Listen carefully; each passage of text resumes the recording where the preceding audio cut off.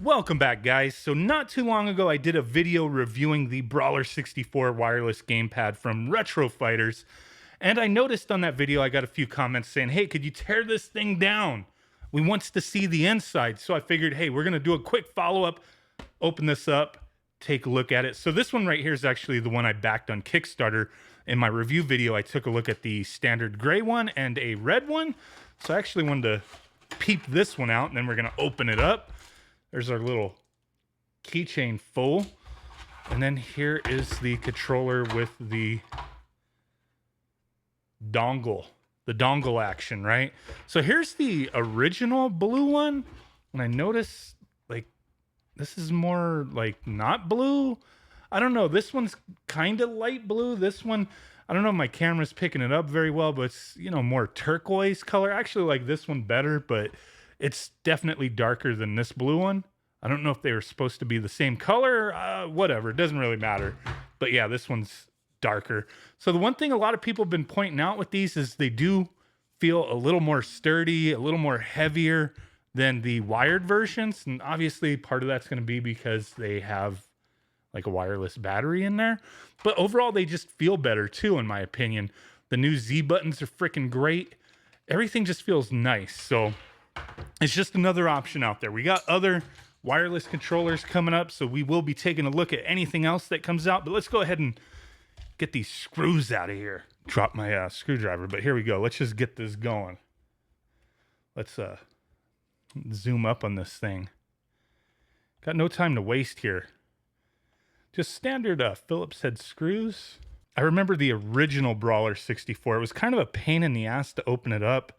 I mean, you could get it open easily, but then getting the triggers back in was kind of a pain.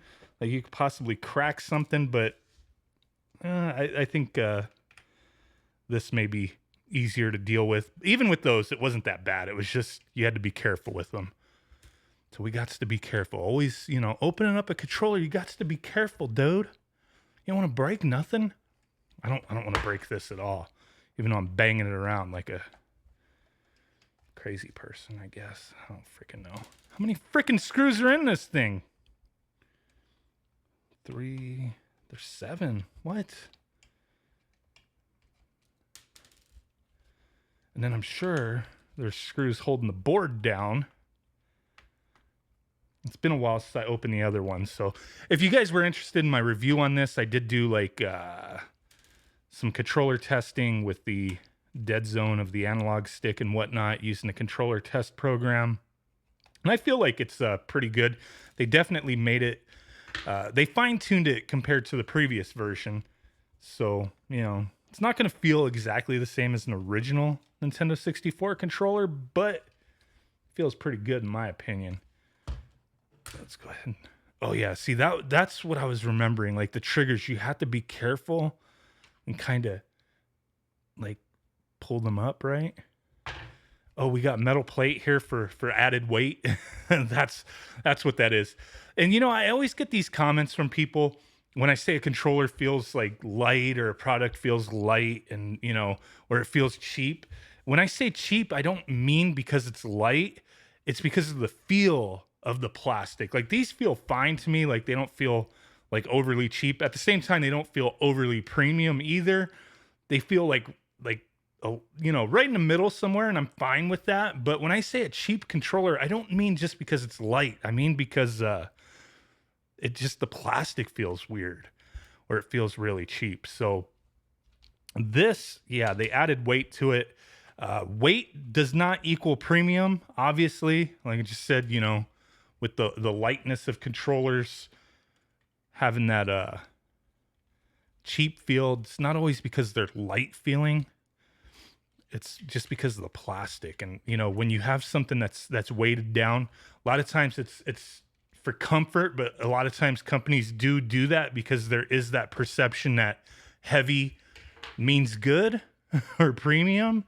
You know, maybe my fat ass is premium. I don't freaking know, dude. Is there another screw in here? Or is it just on there tight? Yeah, it's kind of on there tight. Okay, so I'm not going to... There's the battery. It's a 550 milliamp hour battery. Get right up on there. And let's go ahead and I'm not going to remove the triggers over there. The little boards and whatnot are in there.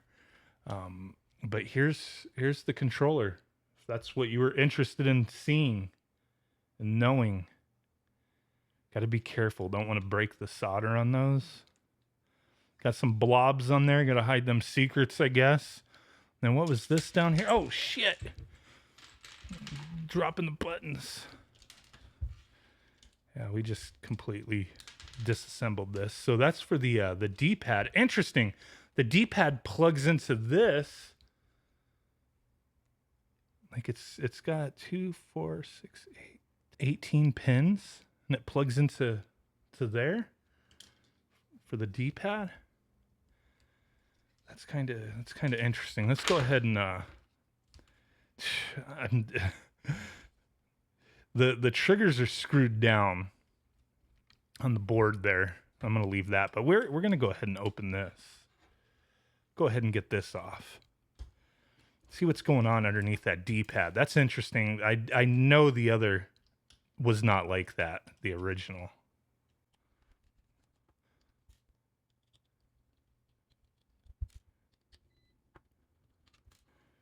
So there's the board for the D-pad. The membranes, you got the pegs going through right there. It's okay, we'll just leave that alone.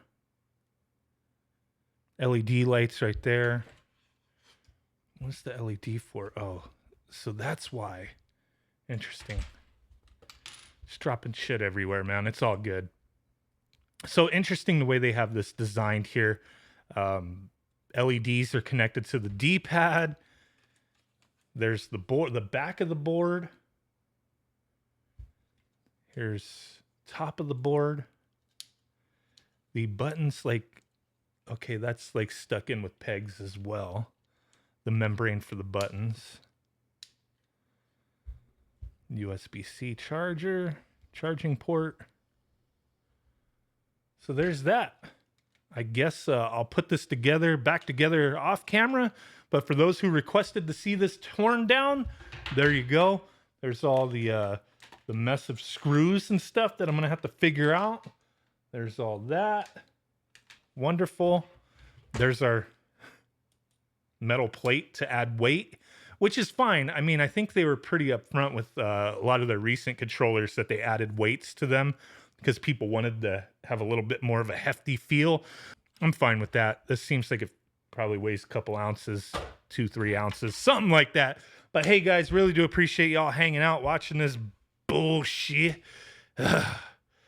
Well, those who wanted to see this, there you go. Appreciate it. Peace out. Bye-bye and boom. Bye.